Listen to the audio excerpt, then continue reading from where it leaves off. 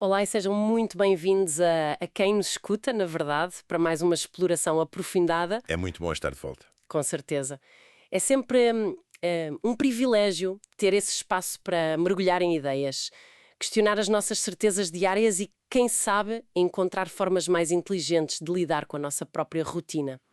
E hoje o nosso foco está em algo que permeia a vida de absolutamente qualquer pessoa que já tentou criar um hábito novo. Ou aprender uma habilidade nova, né? Exato. Ou simplesmente ser um pouco mais produtivo no dia a dia.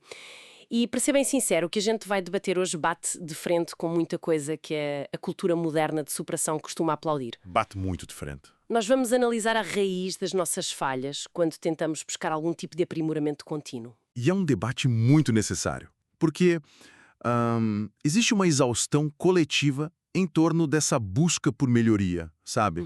As pessoas estão cansadas. Nossa, sim. E para guiar a nossa conversa hoje, a gente vai usar como base um material bem interessante de um canal do YouTube chamado O Meu Desenvolvimento. O vídeo tem um título bem direto, é O Erro Número 1 de quem começa o desenvolvimento pessoal. Bem direto ao ponto. Sim. E a nossa missão aqui não é chover no molhado ou ditar regras de como viver a vida, mas sim dissecar a lógica que esse material apresenta. Que é uma lógica fascinante, por sinal. Muito. O vídeo propõe uma desconstrução de toda aquela estética de produtividade extrema. Aquela coisa de acordar às 4 da manhã. Isso, acordar de madrugada, mergulhar em banheiras de gelo, preencher cadernos com infinitas metas. O material foge disso e redireciona o foco para um único pilar biológico. A premissa central é que o sucesso ou o fracasso de qualquer mudança comportamental já está decidido muitas e muitas horas antes do dia sequer começar. O que faz muito sentido quando a gente pensa naquelas famosas resoluções de ano novo. Perfeito. Quem nunca planejou uma rotina impecável no domingo à noite, cheia de ambição, só para ver tudo desmoronar logo na terça-feira? É quase uma regra universal. Pois é. E o interessante da abordagem desse canal é que a resposta para quebrar esse ciclo de frustrações não passa por comprar um aplicativo mais caro ou ter mais força de vontade, sabe? Sim, vai por outro caminho. Exatamente. A tese central aponta para algo muito mais primitivo e que, ironicamente, costuma ser a primeira coisa que a gente sacrifica em nome da produtividade. A solução, literalmente, está na mesa de cabeceira. E o que atrai a atenção nesse raciocínio todo é justamente o fato dele ignorar a psicologia motivacional, né? Ele foca estritamente na capacidade fisiológica de manter uma rotina. O argumento não é sobre querer muito alcançar um objetivo. Não é sobre motivação pura. Não. É sobre ter ou não o combustível físico para sustentar esse desejo ao longo do tempo. É um olhar super pragmático que transforma o autocuidado básico não num luxo, mas numa exigência inegociável para quem almeja qualquer tipo de evolução. Certo. Vamos desempacotar isso. Porque a afirmação que serve como ponto de partida do vídeo é de uma simplicidade que chega a ser irônica. Chega mesmo. O argumento é que o primeiríssimo hábito a ser estabelecido por quem busca o aprimoramento não é trabalhar 12 horas seguidas ou ler um livro por semana logo de cara. Longe disso. É o simples ato de dormir. E, claro, todo mundo que nos ouve sabe que o sono é importante. Ninguém aqui acha que privação de sono faz bem. Mas O peso muda. o peso que o material coloca nisso é diferente. O vídeo argumenta que, sem uma noite de descanso adequada, até é possível forçar a barra, mascarar o cansaço ali com café e cumprir as tarefas por 1 ou 2 dias. Até dá para enganar o corpo no início. Dá, mas o problema é a continuidade. A conta biológica chega incrivelmente rápido e o corpo simplesmente entra em greve. E se a gente olhar mais de perto para a forma como o autor estrutura esse pensamento, percebemos que a chave de tudo está numa frase bem específica do material. Ele diz: o desenvolvimento pessoal é consistência. Essa frase é muito forte. O que é fascinante aqui é como essa pequena máxima altera o peso das nossas ações, sabe? Nós fomos culturalmente condicionados a enxergar o progresso como uma série de explosões de esforço monumental. Aquela ideia de virar à noite trabalhando num projeto como sinônimo de dedicação. Exato, romantizar a exaustão. Mas a premissa que a gente está analisando subverte isso. Se o motor do progresso é a consistência, e não a intensidade momentânea, então o sono deixa de ser uma recompensa para quem trabalhou muito. Uhum. Ele passa a ser a fundação absoluta que permite que a consistência sequer exista. Uma biologia exausta simplesmente não consegue sustentar novos comportamentos por mais do que 48 horas. Para visualizar o nível de sabotagem que ocorre aí, a gente pode usar uma analogia do mundo real. Imagina a tentativa de construir um prédio luxuoso. Um arranha-céu. Isso, com tecnologia de ponta, um design arrojado, que representam esses nossos novos e ambiciosos hábitos, né? Uhum. Mas a gente tenta construir isso em cima de um terreno completamente pantanoso e instável. Não tem como dar certo. Não tem. A motivação inicial até consegue levantar o primeiro andar. O excesso de teimosia talvez levante o segundo andar ali no dia seguinte. Na base do café. Exato. Mas como o terreno que é o nosso descanso não foi preparado, não há fundação para segurar o peso. Inevitavelmente, a estrutura inteira afunda na lama logo no terceiro dia. É uma imagem perfeita. E o material que estamos analisando traz um alerta muito interessante sobre essa lama, porque a quebra da rotina não nos deixa em um estado neutro, né? A gente não simplesmente pausa o progresso. Nem um pouco. E essa talvez seja a distinção mais cirúrgica que o vídeo faz. A tese não diz que a falta de consistência apenas pausa as coisas. A falha gera uma regressão ativa. Uma marcha ré. Exatamente. Quando a energia se esgota e os novos hábitos desmoronam, a nossa natureza procura o caminho de menor resistência. Que costuma ser o pior caminho. Sim, e o texto descreve isso de forma muito clara. Nós retornamos para, nas palavras do vídeo, aqueles hábitos que não estão levando para onde se quer ir. Nossa, isso é muito real. Ou seja, o colapso por falta de sono engata essa marcha ré que se mencionou. A exaustão não apenas nos impede de avançar, ela nos empurra de volta para a exata zona de conforto prejudicial da qual a gente estava tentando escapar com tanto esforço. É uma dinâmica implacável. Sem sono, a energia cai a zero. Sem energia, a consistência vai embora.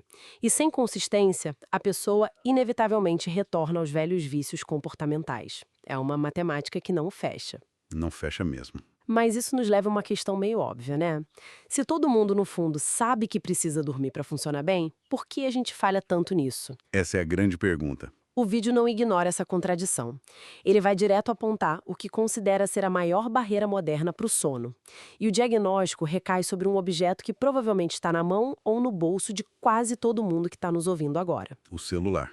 O próprio. Sim, mas o interessante da abordagem do canal não é apenas culpar o aparelho como se fosse um vilão isolado. É a forma visceral como o vídeo descreve a nossa relação com ele nos momentos que antecedem o sono. O ato de rolar o feed infinito das redes sociais na cama não é retratado como um entretenimento inofensivo para relaxar depois de um dia cansativo. O canal O Meu Desenvolvimento utiliza um termo muito específico e bem revelador para descrever esse comportamento. Que é uma palavra muito forte. O material fala em pessoas que ficam se anestesiando. O uso dessa palavra muda tudo. Porque uma anestesia não é um relaxamento, né? De forma alguma. É uma interrupção forçada da nossa capacidade de sentir. É algo que nos desconecta da realidade física do nosso próprio corpo. Exato. Quando a fonte usa esse termo, ela está indicando que estamos usando o excesso de informação digital para mascarar ativamente o próprio esgotamento. E essa é a leitura exata da situação proposta pelo vídeo. Nós nos submetemos voluntariamente a um transe que desliga a nossa percepção de fadiga. E o material tenta quantificar a gravidade desse estado anestésico. Ele aponta que as pessoas ficam presas ali no feed por 1, 2, 3, 4, até 5 horas. Nossa, 5 horas é muito tempo. Pense na distorção temporal que isso representa. Uma porção gigantesca da noite, que deveria ser usada para reconstrução celular e consolidação da memória, é sugada por um fluxo infinito de estímulos. Estímulos que bloqueiam a percepção de que o corpo está, na verdade, implorando por descanso. Exatamente. E o vídeo vai além da questão puramente comportamental. Ele entra em um mecanismo biológico básico que todos nós já ouvimos falar, mas que o texto descreve com muita clareza, que é a produção de melatonina. A famosa melatonina. Ela mesma. Mas a sacada do argumento não é só dar uma aula de biologia sobre o que é a melatonina, e sim evidenciar como a exposição ao celular atua como um sabotador ativo desse processo. Uhum. A fonte lembra e define a melatonina de forma muito clara como a responsável por dizer para o corpo e para o cérebro que é a hora de dormir.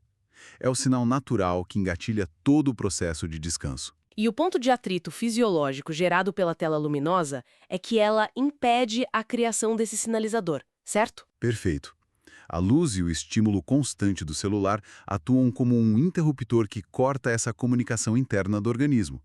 E o resultado descrito pelo autor do vídeo é um efeito cascata brutal. Um efeito dominó, basicamente. Isso. Sem a melatonina, o corpo não sabe que é hora de dormir. O cérebro opera com a ilusão de que ainda é dia claro. E aí a pessoa larga o celular, fecha os olhos, mas não consegue pegar no sono. Exato. O corpo físico está na cama, frequentemente num quarto escuro.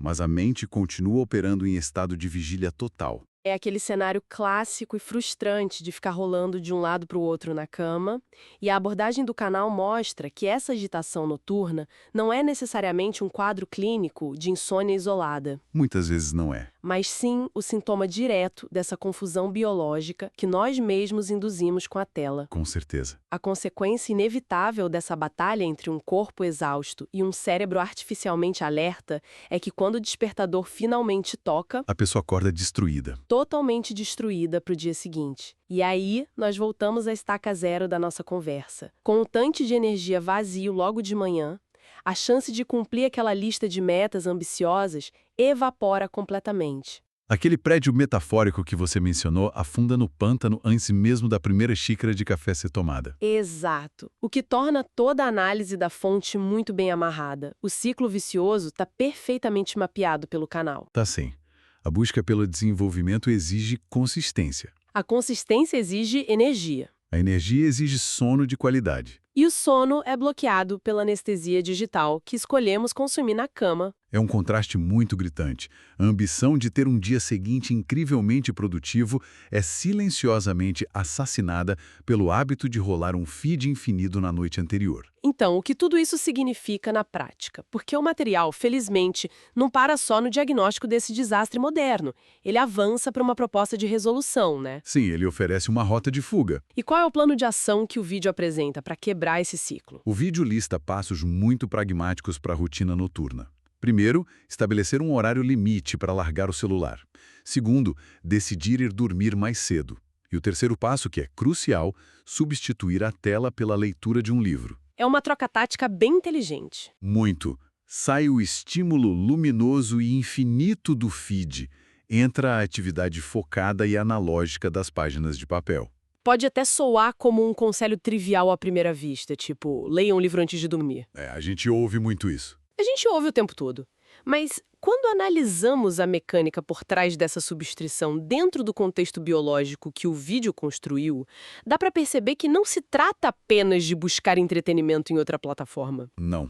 Tem uma função clara. Trata-se de quebrar o padrão de estímulo que estava sabotando a biologia. O livro exige uma cadência de atenção que desacelera o cérebro, entende? Ele permite que a produção de melatonina ocorra de forma natural, sem aquele bloqueio da luz azul e da dopamina rápida. Exatamente isso. E tem um elemento nessa recomendação que eu acho de um benefício duplo maravilhoso. O próprio vídeo faz questão de ressaltar que muita gente não lê. E é verdade. A leitura no Brasil ainda é um desafio. Sim, a leitura é, por natureza, um daqueles grandes hábitos intelectuais que quase todo mundo que busca o aprimoramento tenta instalar na rotina, muitas vezes sem sucesso. É a famosa meta não cumprida. Pois é. Ao posicionar o livro nesse momento estratégico como o substituto oficial do celular na hora de dormir, a pessoa não está apenas consertando a qualidade do próprio sono. Ela está simultaneamente implementando um hábito de crescimento pessoal fortíssimo. Exato. É literalmente resolver o problema biológico e avançar no objetivo intelectual na mesma tacada. É uma vitória dupla no desenvolvimento pessoal. E esse duplo benefício nos conduz a uma ideia mais profunda que permeia a mensagem final do texto. Se conectarmos isso com a imagem maior, o que o material está realmente propondo é a criação de um conceito muito poderoso: o ritual do sono. Um ritual do sono. Sim, O ato de afastar a tecnologia e abrir um livro não é apenas uma distração passageira, sabe? É a instauração de uma cerimônia diária de desaceleração. A fonte defende que a consistência desse ritual noturno é o que garante a boa noite de descanso. Funciona como um novo sinalizador para o corpo de que o dia de fato terminou. Perfeito? A melatonina flui, o corpo relaxa e o sono acontece como deve ser. É através da criação desse ritual que se consegue acordar com energia real no dia seguinte, para cumprir as metas. É o equivalente a construir uma pista de aterrissagem segura para a mente pousar no fim do dia, né? Exatamente. E o contraste com o ciclo vicioso anterior é imediato. Com o sono preservado por esse ritual, a pessoa finalmente consegue acordar com disposição e clareza mental autênticas, não mais movida a adrenalina e ansiedade. É com essa reserva de energia que as metas diárias passam a ser cumpríveis de verdade. E voltando à premissa máxima do material, é essa capacidade de cumprir o básico todos os dias que gera consistência. E de forma consistente, atingem-se o objetivo final. É incrível como essa relação de causa e efeito proposta pelo canal inverte totalmente a nossa percepção sobre onde a produtividade realmente começa. Muda tudo. O argumento demonstra que o sucesso de um dia inteiro de trabalho, estudo ou treino é, na verdade, fabricado nas decisões tomadas na noite anterior. O ritual do sono deixa de ser um detalhezinho relaxante e assume o papel de gatilho principal para toda a cadeia de hábitos diurnos. É uma ironia tremenda quando a gente para pensar. A gente passa a vida inteira consumindo técnicas complexas, tentando forçar o progresso a acontecer na base do esforço extremo durante o dia. Acreditando que a exaustão é a medalha de honra de quem está se desenvolvendo. Exato.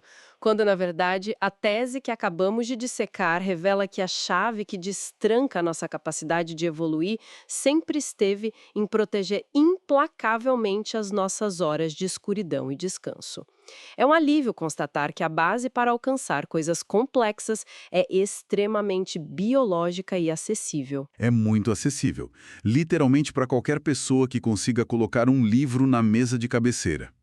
Se pudermos fazer um resumo claro e destilar as lições de todas as partes desse texto do canal O Meu Desenvolvimento, os pontos de inflexão ficam evidentes. Quais seriam os principais? Primeiro, o sono é a base inegociável que permite a existência da consistência. Sem ele, a falha engatilha uma regressão aos velhos maus hábitos.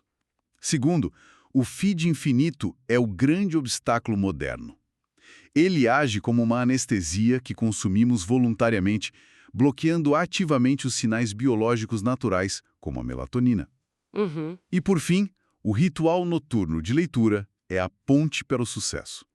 É a solução tática perfeita que protege a química do descanso, cultiva o intelecto e garante a energia que vai sustentar as vitórias do dia seguinte. É um resumo perfeito e é uma perspectiva que definitivamente tira um peso enorme das costas de quem vive frustrado por não conseguir manter rotinas mirabolantes. Saber que a consistência nasce do descanso adequado muda as regras do jogo. A busca por aprender e crescer não precisa ser sinônimo de privação ou de se sentir sobrecarregado o tempo todo. Focar em blindar a qualidade da própria noite é, talvez, a decisão mais produtiva que alguém possa tomar. E essa constatação nos deixa com uma reflexão inevitável, né? Uma ramificação direta de toda essa mecânica comportamental que analisamos hoje. Sim, com certeza. Para fechar nossa exploração de hoje, nós queremos deixar um pensamento muito provocativo para quem nos acompanha, algo que deriva puramente da lógica desse texto. Vamos lá. Nós vimos como o simples ato de rolar o feed do celular atua como uma anestesia poderosa. Uma anestesia forte o suficiente para silenciar a comunicação química entre o nosso cérebro e o nosso corpo em relação a uma necessidade básica e vital, que é o sono. O que nos obriga a fazer a seguinte reflexão. Se essa anestesia digital diária tem força para nos fazer ignorar a necessidade primordial de dormir, Que outras necessidades fundamentais ou intuições profundas, esse mesmo fluxo constante de informação pode estar mascarando durante as nossas horas acordadas? é uma pergunta pesada. Se não conseguimos ficar a escutar o nosso próprio corpo implorando para apagar, o que mais nós estamos deixando de ouvir ao longo do dia sobre o efeito dessa mesma anestesia? É uma provocação que certamente merece um bom tempo de reflexão. Fica o convite para quem nos escuta pondere sobre isso logo mais, no exato momento em que for para a cama e encarar a escolha entre o brilho da tela e a página de um livro. Uma excelente escolha, por sinal. Sem dúvida. Nós agradecemos imensamente a companhia de todos em mais essa exploração aprofundada de ideias. Esperamos que a conversa tenha sido tão enriquecedora para quem acompanhou quanto foi para nós. Continuem questionando o óbvio e cuidem das suas bases. Até a próxima. Fiquem bem. Até mais!